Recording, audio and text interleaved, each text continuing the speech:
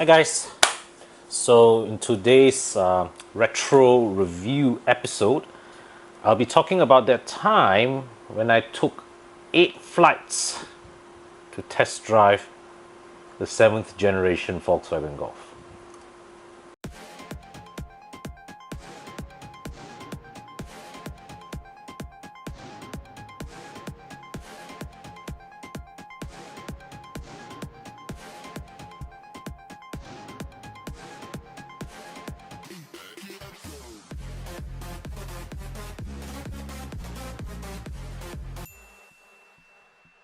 So, the Golf Mark 7 was launched in 2012, and it was a big thing for Volkswagen at that time. And even before this, the Golf, since its original launch in 1974, it has established itself as something of a backbone of the Volkswagen lineup. And with the Golf Mark 7, that's even more so going to be the case, because not only is it going to be Volkswagen's main seller across the world, the Golf 7 is one of the key models upon which the MQB platform was developed. And that MQB platform, as we see now, is underpinning the entire Volkswagen range, from the upcoming next gen Polo to the Passat, the Tiguan, the Arteon, everything, transverse engine in the Volkswagen group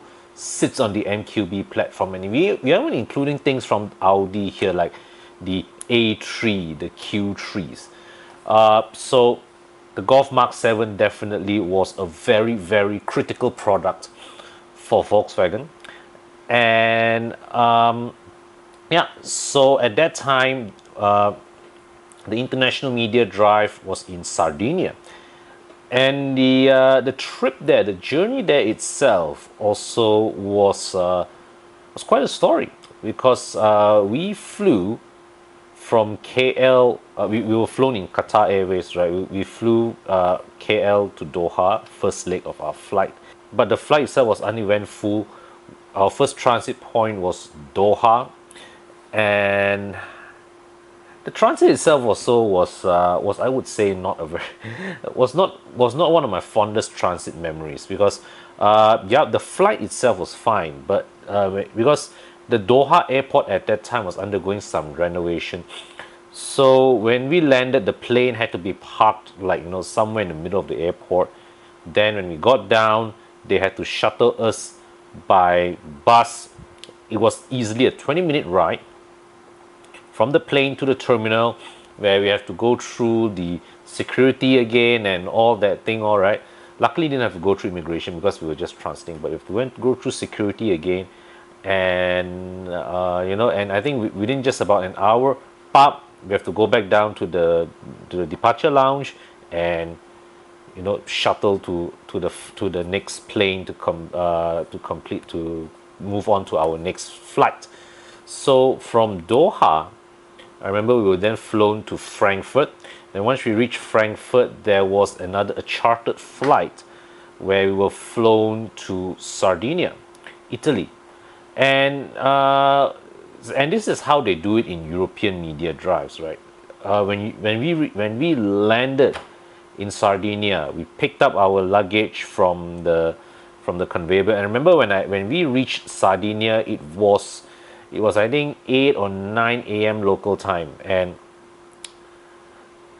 by that time I had traveled overseas often enough to know that if you reach your destination in the morning, you make sure you sleep as much as you can in the plane, right? That way, that it helps you to adjust your timing, to minimize your jet lag. So we reached Sardinia, and once we walk out of the plane, walk out of the small Sardinia airport, it's the whole row of Volkswagen Golfs were there waiting for us. Okay, and they built a large tent, where all the media, when they upon arrival, they managed to arrange everybody to arrive roughly at the same time, right? So arrive there, go to the tent for your briefing, and then everybody handed keys to the car, to your cars. So I still remember in that drive they had 4 variants to choose from. Now the Golf Mark 7 had a wide range of petrol and diesel engines, but for that media drive they only had the top petrol version, which is the 1.4 TSI that we get in Malaysia, and then also they had the 2.0 TDI, which we don't. So both those engines were offered. You have a choice. You can choose to drive. You can either choose the 7-speed DSG. You can choose the DSG variant, or you can choose the manual variant. Up to you. At the airport, right? We took our cars. We drove, I think, about 100 over kilometers to the hotel. No, I think the hotel was about 50 kilometers from the airport, right? So we drove to the hotel, check in, put our bags down, and then after that we can come out again and take the cars out again to do our drive, our photography and what that. Those days we were not doing videos yet, so we had a bit more, in a way, a bit more time in our day. Okay, yeah. So I remember I just went out. I just went back and forth. I tried every variant. So I can't remember which one I drove first, which one I drove next, but I remember that time being relatively enthusiastic. All right, much younger at that time. So I took the effort to drive all of them, and I can tell you right now that between the 1.4 TSI DSG, the 1.4 TSI manual, the 2.0 diesel DSG, and the 2.0 diesel manual, the best balanced variant is the 1.4 TSI DSG. It feels like that variant was the baseline upon which the car was developed, and everything else was just derived from it. So there was a certain sense of rightness in the way that car behaved, and the way the engine and the transmission matched with each other. It felt like Volkswagen put in the most effort to fine-tune that combination compared to the others.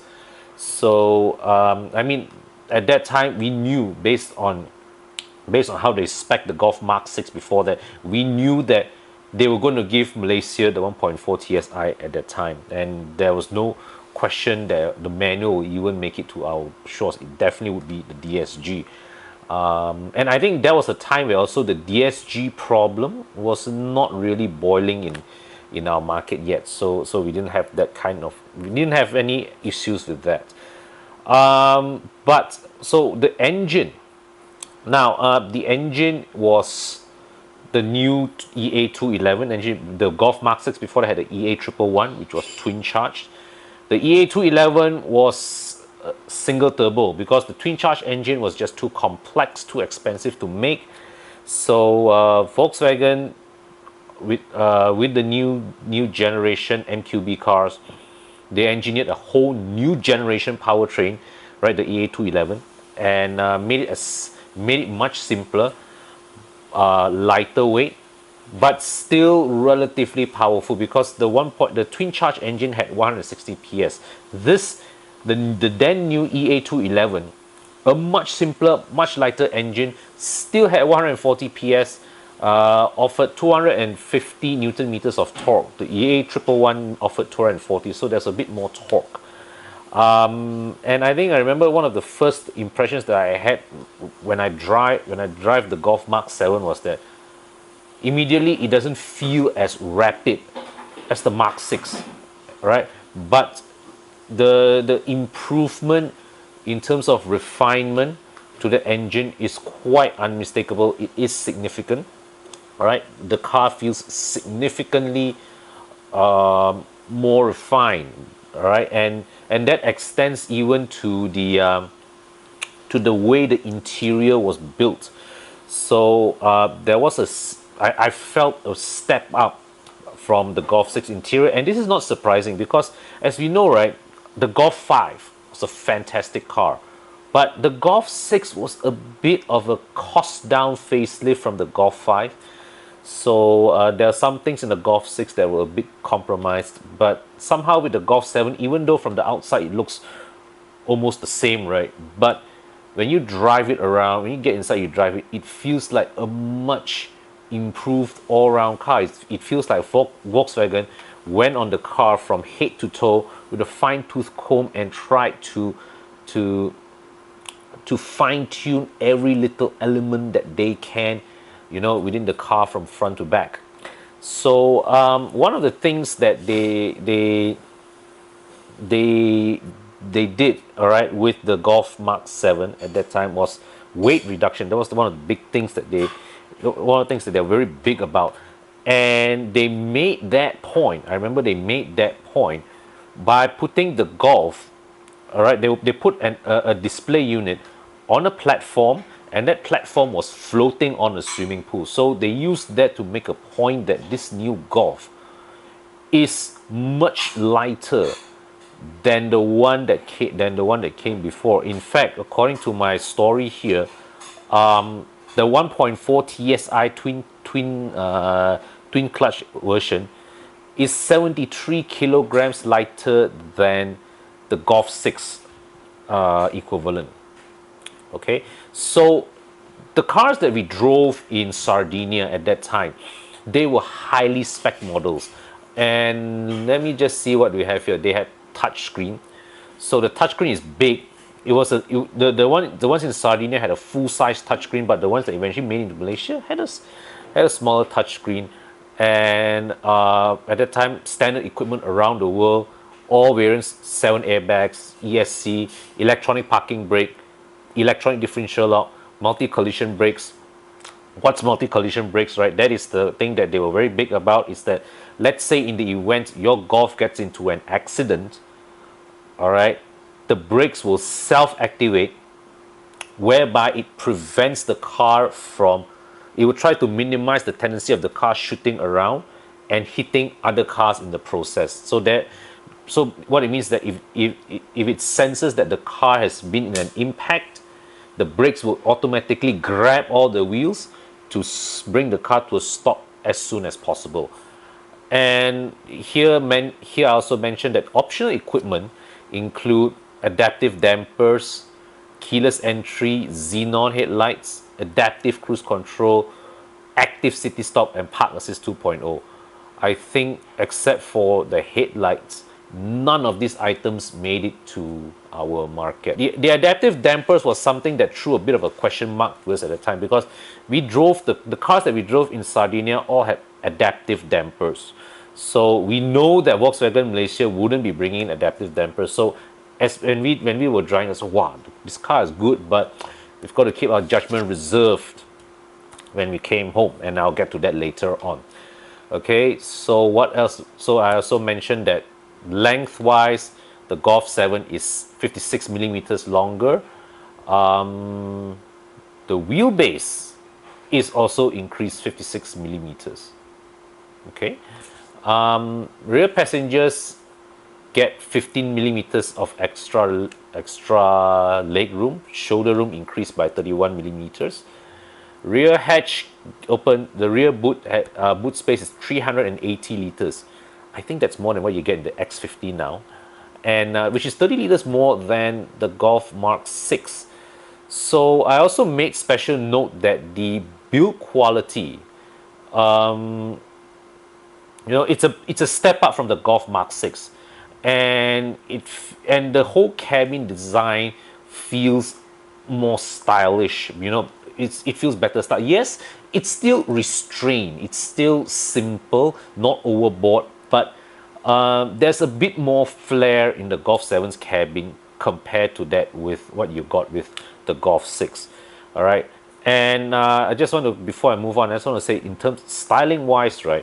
Yeah, the Golf 7, you know, like all the Volkswagen Golfs that came before it, the Mark 6, the Mark 5, and all that, it follows that same template, right? It is very recognizable from far, right? Even if you can't tell which generation of the Golf it is, you know, let's say you go to Europe, you see one of these, you know this is a Volkswagen Golf. You may need to scratch your head a while and think which model generation it is, but you know it's a Golf based on the general proportions of the car and based simply on its aura. You know, its unassuming design. Yeah, it's there's a timeless quality in the design of every model generation Golf, which makes Volkswagen, to them, I think the difficulty in building a new generation Golf is the same thing BMW faces every time when they have to build a new 3 Series. How do they stay true to the formula, all right, to the template that served them so well, whilst bringing in notable improvements that, you know, build on the predecessor's strengths? Okay, so I mentioned here that at that time there was 7 petrol, 4 diesel engines, outputs 84 horsepower to 148 horsepower. Okay, yeah. So the 1.4 TSI car that I drove in Italy at that time, it had auto start stop. It also had cylinder deactivation, which Volkswagen did not offer it in our market. And at that time, I remember trying it. So in the instrument cluster and the multi-info display, you can cycle to a screen that tells you your cylinders are being deactivated. All right, and in fact, right, if I didn't look at the instrument cluster to see the light turn on, I wouldn't know that the cylinder is deactivated. They have made the operation rather smooth, and I think, you know, where in markets where they have it, that would really contribute to some fuel savings. So what did I say? Now, the 2.0 diesel model actually boasts superior output figures, but over the 1.4 TSI. But on subjective terms, the petrol motor delivers a superior driving experience, more enjoyable to rev. May not have as much torque as the diesel, but still enough to pull strongly in gear. And yeah, as I said, slight deficit in grunt against the twin-charge predecessor, not significant enough to blunt its case. The petrol engine's lighter weight means that it's less heavier in the nose and is consequently more agile in the corners. Yes, I remember this. I remember one of the impressions that I got was that the Golf Mark 7, more refined than the Golf 6, also feels more nippy, more agile than the Golf 6. It's a lighter car too, yeah, let's not forget. So coming back to the topic of the adjustable dampers. Now, this is something where I spotted a bit of a bizarre ergonomic design from Volkswagen. You see, so the adaptive dampers you have 5 driving modes, right? And what to choose between these modes. So there's a button next to the gear lever which you press.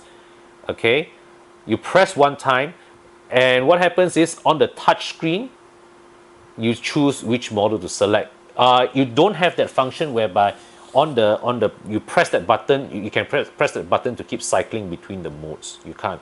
The drill is you press the button, then you look at the touch screen and you see which is the driving mode that you want to use. So that was not a very ergonomic solution, but I think later on Volkswagen took that feedback and they improved upon it. So anyways, my remarks at that time: the most extreme sport setting felt surprisingly supple. The car did not handle too badly in comfort setting. Throttle response is dulled in eco mode, and normal mode is designed as the best balance between sweet spot to give the best compromise. Fifth setting is individual.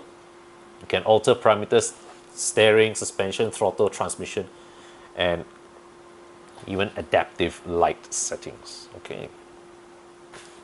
So, well, I guess what I meant to say is that in comfort, normal, and sport, the deviations between these modes are so small that you actually use between any of these 3 modes, it doesn't make a difference. But I think what I have to commend Volkswagen is that they managed to make the Golf such a well-balanced car that between the driving modes, all of them are pretty good as a result. But in any case, I think this DCC was not available in the Golf, in early batches of the Golf in Malaysia anyway, so that point's moot for us. I also talked about the 6-speed manual transmission, slick operation, precise gates, ease of use. Clutch action is slightly heavy but reassuring in its bite. But I think there's one thing that I didn't write about now, but I do recall, and this is the same thing that I mentioned when I had a chance to try the F10 520D manual. With a diesel, doing heel and toe is not easy, because when you clutch in, brake, and you put your foot on, when you put your ankles on the accelerator, the revs don't climb fast enough for it to match the speed of the wheels. So as a result, it's very difficult to get it right, and especially when you are in an international media drive, when you have that, that 1 or 2 hours to know that car, right? I'm not skilled enough a driver to adapt that quickly. And for all the excellence of the manual, it is the DSG that seems like the best fit for the car's overall character.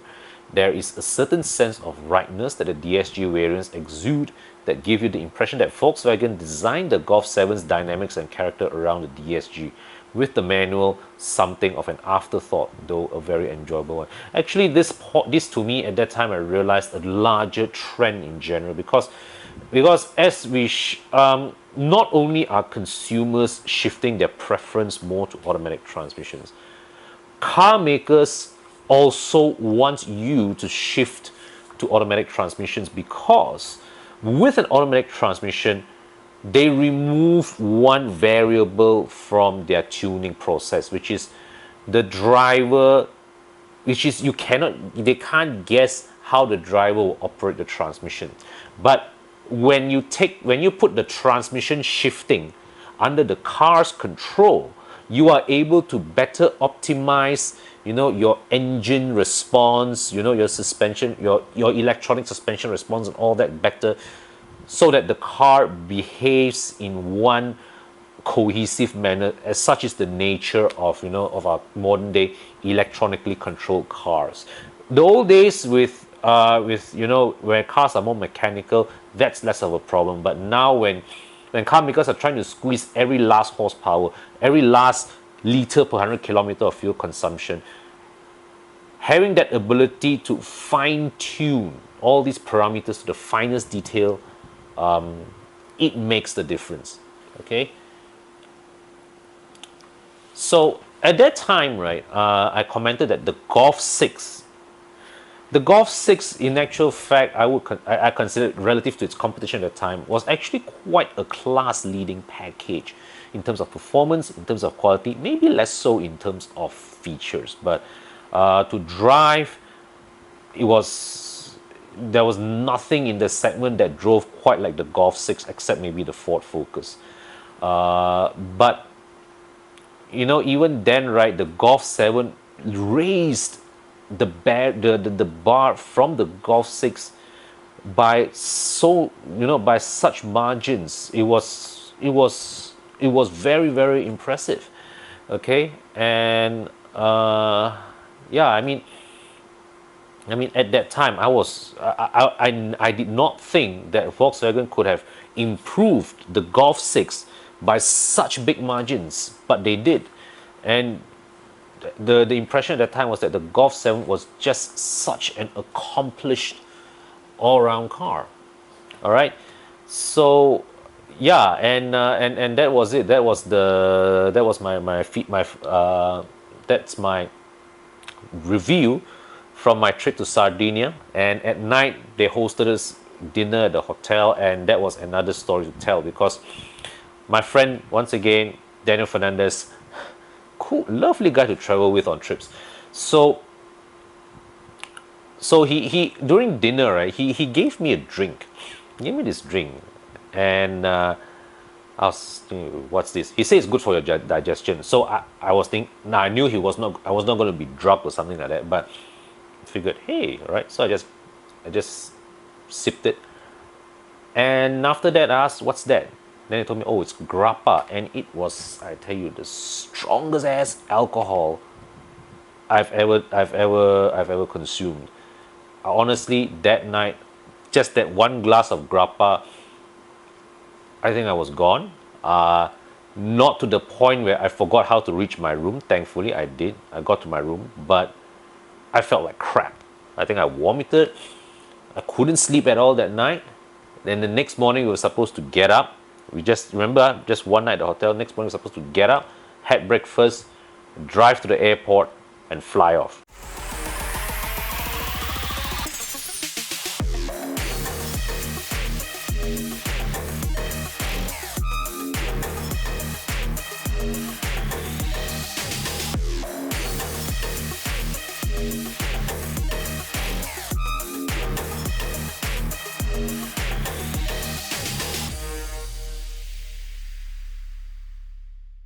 So for us, for Malaysia, right, for the Malaysian media at that time, Crispy was there with us, by the way. Crispy was there, and so when we landed in, so the next morning we drove to the airport, all right, and we flew to Frankfurt, and then from Frankfurt we were flown to Hanover. So we reached Hanover in the evening. We were checked into a hotel, free and easy day. Then after that, next morning, early morning, we check out of the hotel. Yep, another just one night at the hotel. Check out of the hotel, and we were taken to sort of like an off-road test track where they let us test drive the Amarok. So yeah, I mean, that time Volkswagen was seriously considering bringing the Amarok to Malaysia, but for whatever reason, that did not happen. We test drove the Amarok. The year before the Golf 7 trip, I was actually in Wolfsburg, and I briefly tried the Amarok in a short obstacle course. So this was a special program that Volkswagen arranged for the Malaysian media, and at that time Volkswagen were figuring whether they want to bring it or not. And so in my report, you had a choice of 3 2-liter diesel engines, 121 horsepower, 161 horsepower, or 177 horsepower. You either get a 6-speed manual, electronic part-time 4-wheel drive, or you get the good old ZF 8-speed automatic mated to a permanent all-wheel drive system and an electronic central differential lock. Well, the off-road course included a number of obstacles with varying difficulties: slope climbing, hill descent, side tilt, water wading, mud, ruts deep enough to lift the wheel. All those wheel articulation tests that you typically see with all these pickup trucks. And of course, as you would expect, this being Volkswagen's home turf, the Amarok dealt with it. So yeah, 2-liter turbo diesel, surprisingly lag-free, almost instantaneous throttle response. Now, one of the more memorable tests was the hill descent control. Okay, so I remember we went up this slope, right, and we reached the peak of the slope. And it sounds easy enough, right? You're supposed to go up the slope and come down. But the scary thing is, when you're up at the slope, right, you can't see what is down here. All right, you can't see it because the slope is so steep. Basically, you were only down. The truck was really like I think tilted this way before I was able to see the ground below. Yep, and with that, right, you're basically lying down like this. Okay, you're basically looking down. Okay, and you have to let go of the pedals and trust the hill descent control to let you to ease you down. And also after that, we also had an on-road test. On the road, impressions remain positive, but there is also an unmistakable sense of blandness that made experience rather unmemorable, save for a harsh ride even by pickup truck standards. Yeah, I remember that thing, right? The ride was very, very stiff.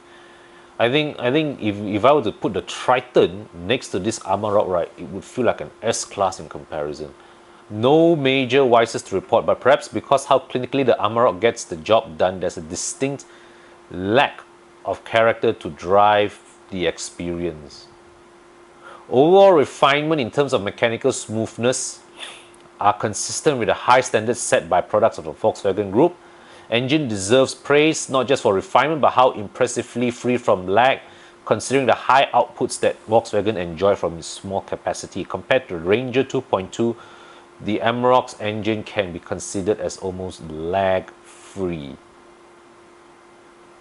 Yep. So the question you need to answer when it comes here is, it didn't. How will it position itself with respect to rivals? It definitely wouldn't be cheap enough because it's not made in ASEAN. Wouldn't have been cheap enough if it was made in, because it was made in ASEAN. But well, I guess eventually they decided that they couldn't do it, so they didn't.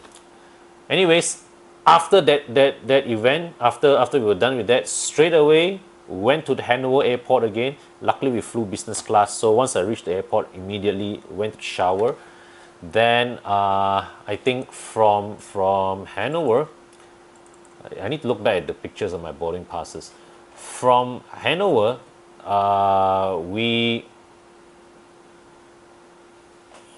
we flew to Munich, and from Munich we went to Doha.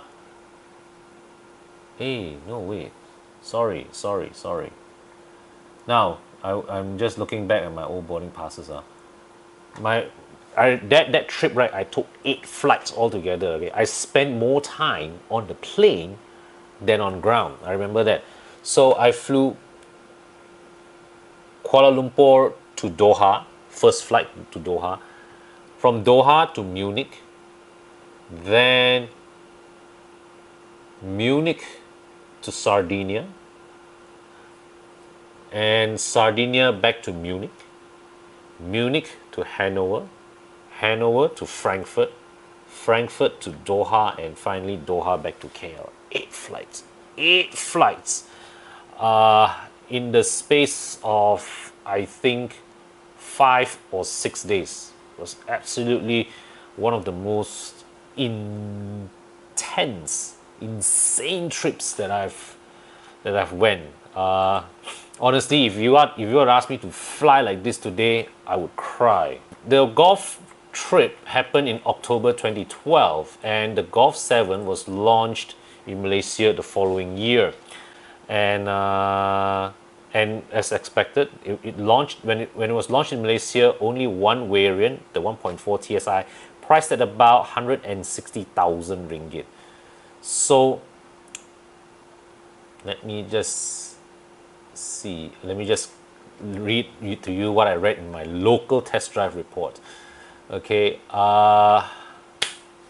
its on the road price represents an increase of about 2,000 ringgit from the Golf 6, and the new items compared to what they had in the Golf 6: multi collision brakes, auto start stop. So yeah, the touchscreen, 5.8 inches. This is smaller than the one that I tried in the International Media Drive. Okay, electronic parking brake, electronic differential lock. Yeah, so those are some of the features that I mentioned in the report. And in Malaysia, our test cars, we get what we call the High Line trim. No, sorry, we get Comfort Line trim.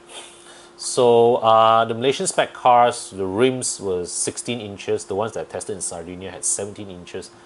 But Volkswagen Malaysia, they did know this thing that Malaysians have with headlights. So they gave the highest spec headlights for our market. And so despite successfully reducing a considerable amount of weight, Volkswagen was also able to free up a great deal more space in the Golf 7's cabin. Build quality matches the group's typically high standard of fit and finish. Functional and selection of materials feel appropriately premium, even if it's quite obviously a step down from the full spec test cars we experienced in Sardinia last year. Ergonomics are good. Dash mounted touchscreen best interface of its kind in the business, slick and intuitive. Yep, so it has that pinch function, you know, all the it basically you interact with it like a touch screen. This one doesn't have DCC, so that issue that I talked about with all the drive mode selection, not a problem here. Okay, so the driving experience, within just a few kilometers, it quickly becomes clear that the new Golf 7 is 20 horses down from its twin-charge predecessor. Acceleration no longer as effortless as before.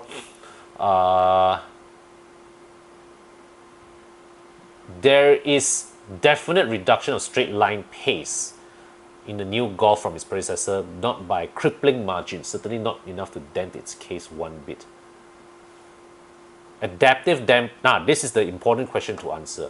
Adaptive dampers are out, but fortunately Volkswagen's default setting, the mechanical, you know, passive setup, proves spot on to bless the Golf with a well-balanced dynamic repertoire that's marginally biased towards comfort, but still taut enough to reward the enthusiast driver. Ride quality over rutted surfaces is almost magic carpet ride, but in terms of sheer entertainment factor and driver involvement, it is perhaps second best to the Ford Focus by the slimmest of margins.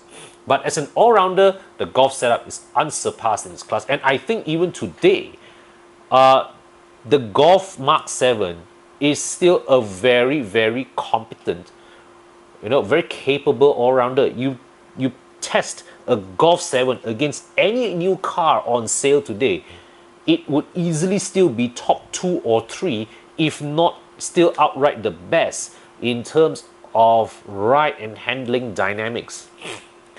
What's perhaps most impressive about the Golf is its overall mechanical coherence, where the various components of the vehicle function in perfect harmony to deliver an exceptionally refined driving experience. Okay, so here there's a lot of talk recently regarding the overall reliability of Volkswagen's dry clutch DSG, with recalled units numbering in the thousands. Only time will tell if Volkswagen has rectified this issue with the Golf 7, but one thing we can say is that the low-speed jerkiness that plagued earlier iterations of the transmission is less of an issue now, although it still can't match a torque converter for overall smoothness. Transmission shift mapping is pretty faultless overall. You either leave it in D or call up a sportier shift pattern in S, and it will competently handle the rest. Other than its noticeable reduction in power, the new Golf 7 is superior in almost every aspect to its predecessor, which is an impressive achievement from Volkswagen, considering how complete and competitive the Golf 6 still is in its class. Margins of improvements is especially impressive considering that Volkswagen could quite easily have gotten away with a mild rehash of the Golf 6, or simply milked the Golf 6 for another couple of years before replacing it. The seriousness which Volkswagen took this task is deserving of praise, and it also underlines the Golf 7's importance to the company. What you are getting with the Golf 7 is undoubtedly the best of what Wolfsburg engineers have to offer. Actually, yeah, the Golf 6 had a rather short product lifespan. I think it was only on the market for what, 4 years, 5 years? Then they rolled out the Golf 7. Actually, my theory was that Volkswagen was already working on the MQB when they were, you know, during the tail end of the Golf 5s. They were already planning on the Golf 7 during the tail end of the Golf 5's life cycle, but they knew that they couldn't bring this version of the Golf to the market early enough. So what they do is they just facelifted the Golf 5, let it stretch for a few more years. That would give them ample time to roll out this Golf 7. All right, because I think if given a bit more time, right, this Golf 7 would probably have been what they wanted to launch for the Golf 6. That's my theory. Thank God that the brothers on the rise now. Endless celebrations all in my house. Levitating now, I'm super duper fly now. London boy, but DC where I reside now. Put the time in while you always yelling time out. And if you quit it, cause I know I'm coming with it. You were sitting, you were wishing I was handling my business. Now I got the ball like Harry Potter playing Quidditch. And my business is humongous, you would think that happens in there. Damn man, I'm all that, yeah, I'm all that. Looking for that whip.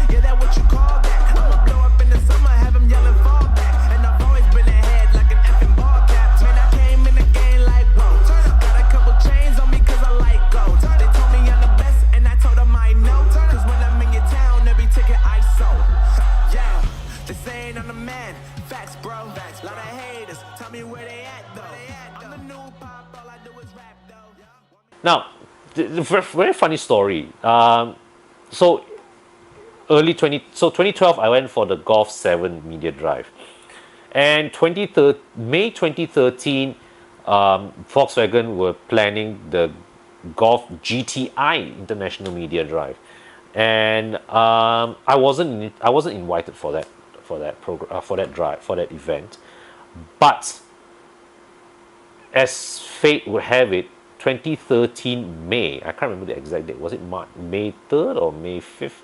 That was the date of our election. All right, and the date that Volkswagen had planned for the GTI trip clashed with the elections. So one of the newspapers, or was it the TV station crew who were invited for that trip, they had to pull out because their publication were redirecting all personnel to cover the election. So I remember getting the call from the Volkswagen PR company, and before that I knew about it. I knew about the GTI trip going through the elections, and I was saying, okay, that's good. Okay, I don't mind at all not being invited for this one. I absolutely want. I was hyped up to it because that was going to be my first election. So I remember getting the call from the PR, and the first thing that she said was, "Hey Connor, how much do you love your country? Yeah." Then I just laughed and I said, "I know what you're asking. I love my country very much. Thank you." So then she said, "Okay, it's okay. I understand." Then the invite went to someone else, and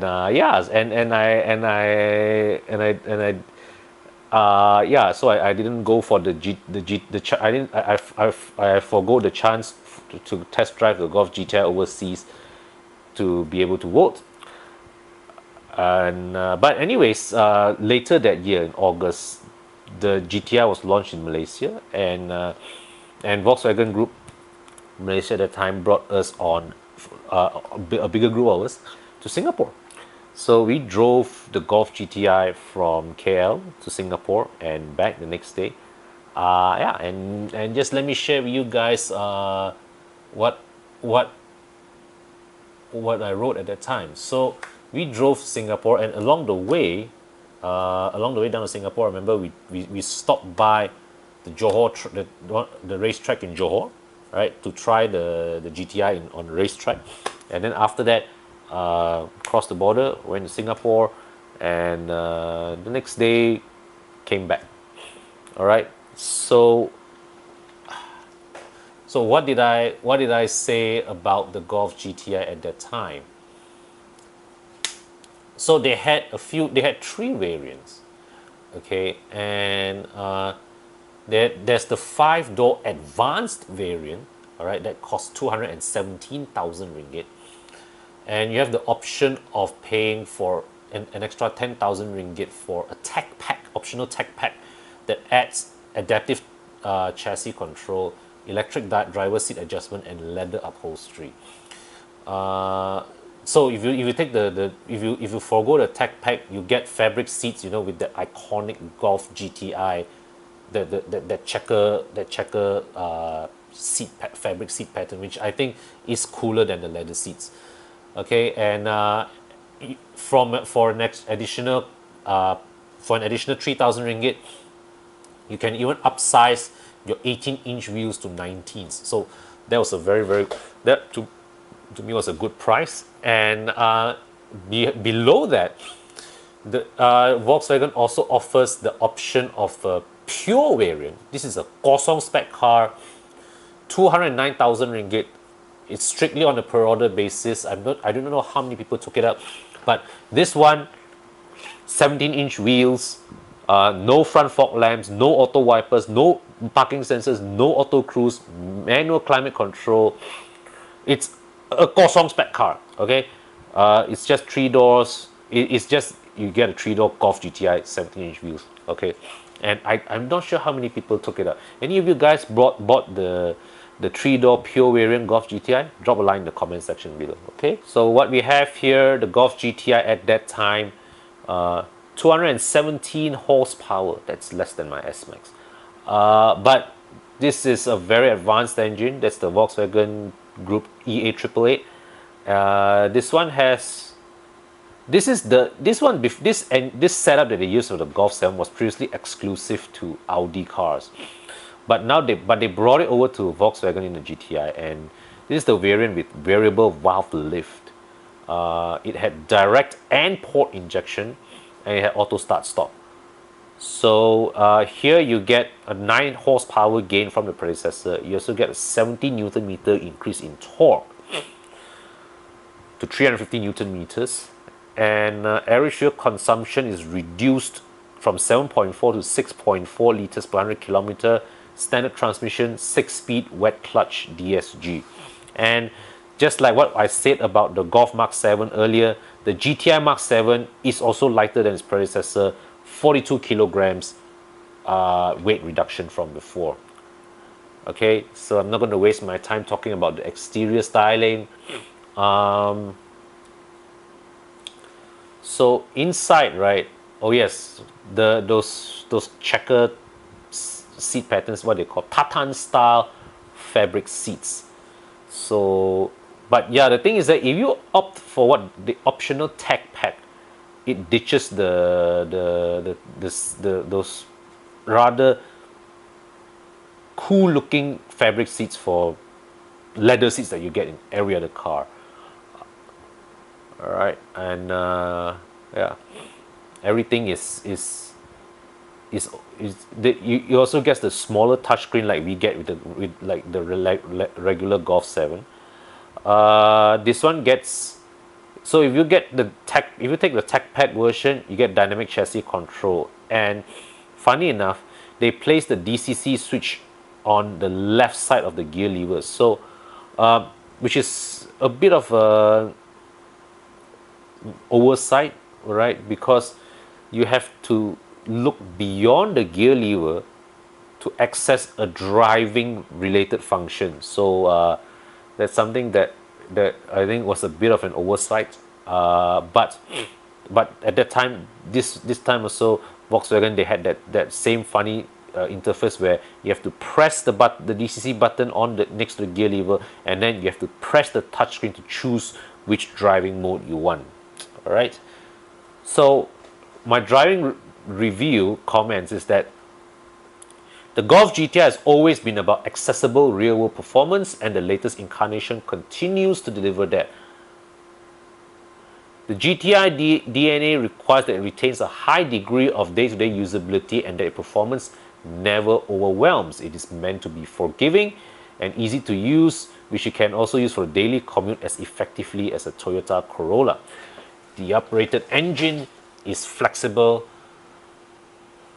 Its generous spread of torque makes for effortless overtaking, competently aided by a 6-speed DSG that has been painstakingly honed through 3 generations of refining. Torque steer is noteworthy for its absence. Car powers through corners with minimum of fuss.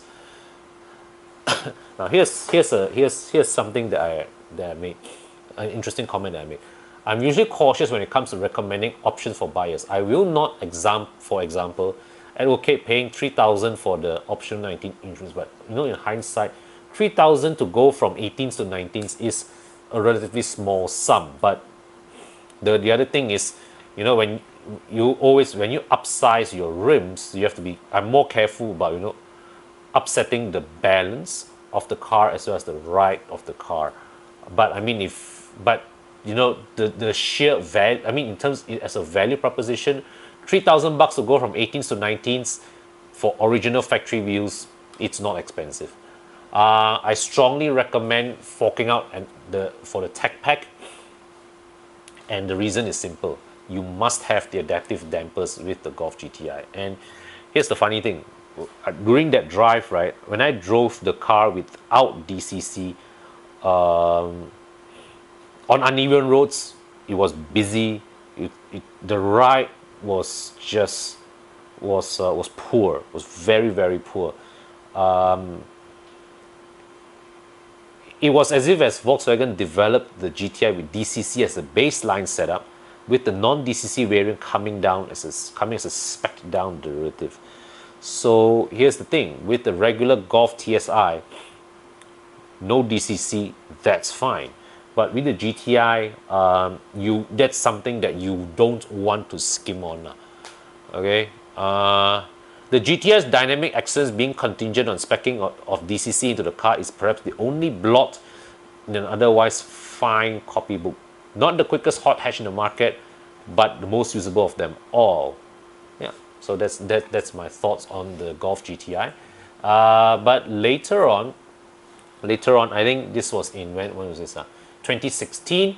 Volkswagen, well, did a minor update on the Golf 7. This was before the facelift, just a minor update of the Golf spec update on the Golf 7. That time I had already moved to carless, and